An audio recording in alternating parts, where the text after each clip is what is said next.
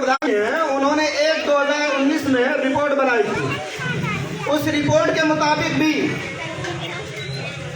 मुसलमानों की जो शहादत की तादाद है वो 30% दिखाई गई, 30%। हालांकि उसमें अगर देखा जाए तो वो तादाद उससे कहीं ज्यादा नजर आती है। आज कहते हैं कि मुसलमानों ने अपने मुल्क के लिए क्या किया। मुसलमान इस मुल्क के लिए जीता है और इस मुल्क के लिए मर जाता है और इसी मुल्क की मिट्टी में मिल जाता है, दफन हो जाता है। जो मुसलमानों को मिट्टी में मिलाने की बात करते हैं उन्हें सोचना चाहिए कि मुसलमान इस मिट्टी से इतनी मोहब्बत करता है कि उसका कफन दफन करने के बाद वो इसी मिट्टी के अंदर सोना पसंद करता है। और इस मिट्टी के लिए क्या किया आप अगर अंदाजा लगाएंगे, और मैं तारीख को 3 मिनट में आपको बता दूं। 1962 में हिंदुस्तान और चीन की जंग हुई। हिंदुस्तान और चीन की जंग जब चल रही थी तो हर एक हिंदुस्तानी मुसलमान परेशान था। लेकिन 1962 में जो हिंदुस्तान के मुसलमान फौज में शरीक थे वो चीन का मुकाबला करने वाले वो मुसलमान ही थे। तो चीन को उसकी सरहद से उसके घर में खदेड़ते हुए नजर आए। 1965 में जब पाकिस्तान और हिंदुस्तान का जंग का मामला दरपेश आया और पाकिस्तान की सरहद से पाकिस्तान के लोग और उसकी फौज ये कहते हुए नजर आ रही थी आगे बढ़ते हुए कि हम हिंदुस्तान को फतह करेंगे और शाम की चाय वो लाल किले के सामने वहीं पर बैठकर पिएंगे। तो सब के सब अपने आप को बचा रहे थे, लेकिन उस वक्त हिंदुस्तान के लिए जान देने वाला कोई और नहीं था, वो मुसलमानों का लीडर और हिंदुस्तान का लीडर अब्दुल हमीद था। जिंदाबाद जिंदाबाद। और अगर आगे पढ़ो और आगे देखो तो 1999 में जब कारगिल का युद्ध हुआ और उस वक्त हिंदुस्तान के अंदर फिर पाकिस्तान ने हमला करना चाहा, चढ़ाई करना चाहा, तो उस वक्त भी अगर कोई मुल्क के लिए पाकिस्तान के टैंकों को तोड़ने वाला था तो वो कानपुर का ब्रिगेडियर उस्मान था, जो एक मुसलमान था। उसने अपनी जान तो दे दी लेकिन अपने मुल्क के साथ गद्दारी की। उसके अलावा बहुत सी तारीखें हैं।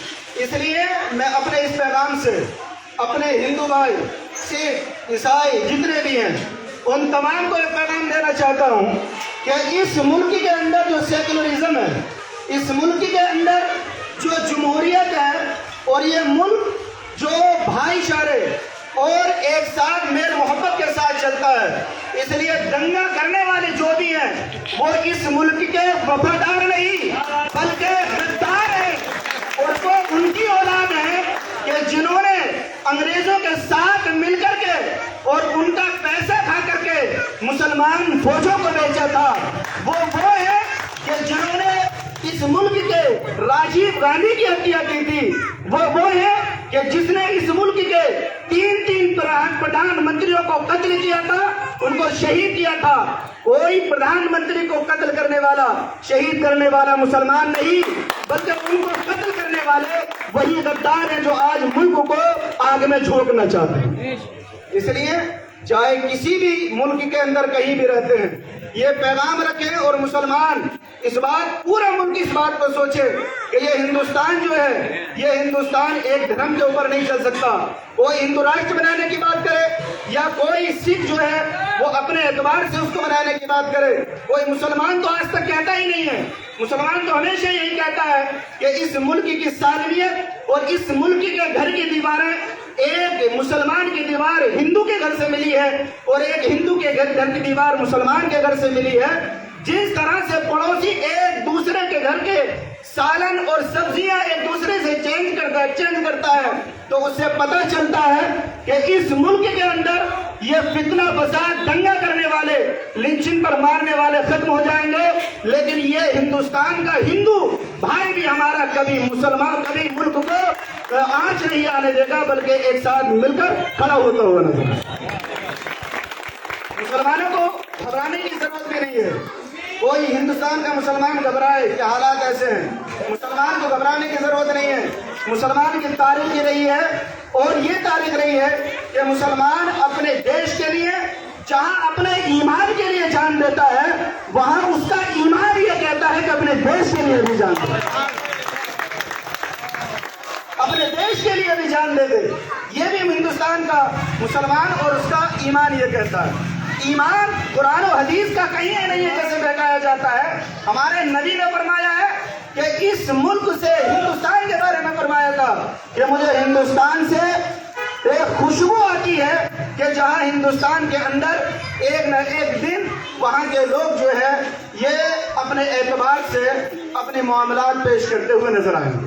آپ اگر دیکھیں یہی ہندوستان کی سرزمین ہے، مسلمان غدار کیوں نہیں ہو سکتا؟ اس کی وجہ یہ ہے مسلمان چاہے 10% رہے، 3% رہے، 5% رہے، اس کی وجہ یہ ہے کہ جب دنیا نہیں بنی تھی تو اللہ رب العزت نے سب سے پہلا انسان وہ کہیں اور نہیں بھیجا تھا بلکہ ہندوستان کے سرحدی پہاڑ پر ہمارے باپ حضرت آدم کو اتارا تھا، جو ہمارے نہیں بلکہ ساری انسانیت کے باپ ہیں۔ وہ حضرت آدم اس سرزمین پر آئے اور حضرت آدم علیہ السلام ہمارے باپ ہیں، اس لیے ہم اپنے باپ کی جاگیر کو یہ فرما بردار اولاد چھوڑتی نہیں ہے، باپ کی جاگیر کو فرما بردار اولاد بیچتی نہیں ہے، فرما بردار اولاد اپنے باپ کی وراثت کا سودا نہیں کرتی، باپ کی وراثت کو قائم کرنے کے لیے اپنا گھر بار تو لٹا دیتی ہے لیکن کبھی باپ کی وراثت کے ساتھ غداری نہیں کرتی۔ ملک کی وفاداری یہ ہمارے باپ حضرت آدم علیہ السلام کے قدم کی برکت سے ہے اور یہ انشاءاللہ قیامت تک رہے گی۔ اس لیے ہم یہاں پر پورے ملک کو یہ پیغام دینا چاہتے ہیں کہ ملک کے اندر امن و شانتی بنائے رکھیں، دنگا فتنہ اور فساد نہ کریں، کبھی کسی کو دھرم کے نام پر نہ ماریں، کبھی کسی کوئی بھی ہو، چاہے ہندو ہو، مسلمان ہو، سکھ ہو، عیسائی ہو، وہ محبت کو عام کریں۔ آج جس طرح سے سارے دھرم کے لوگوں کے ہاتھ میں ترنگا ہے، اسی طرح سے وہ انسانیت کو پیش سب سے پہلے رکھیں، اس کے بعد میں اپنے سارے معاملات کریں۔ اللہ تعالی ہم سب کو اپنے ملک سے محبت کی توفیق رفیق عطا فرمائے۔ السلام علیکم ورحمۃ اللہ وبرکاتہ۔ صلی اللہ علیہ نبی صلی اللہ علیہ وسلم۔ صلاۃ و سلام علیک۔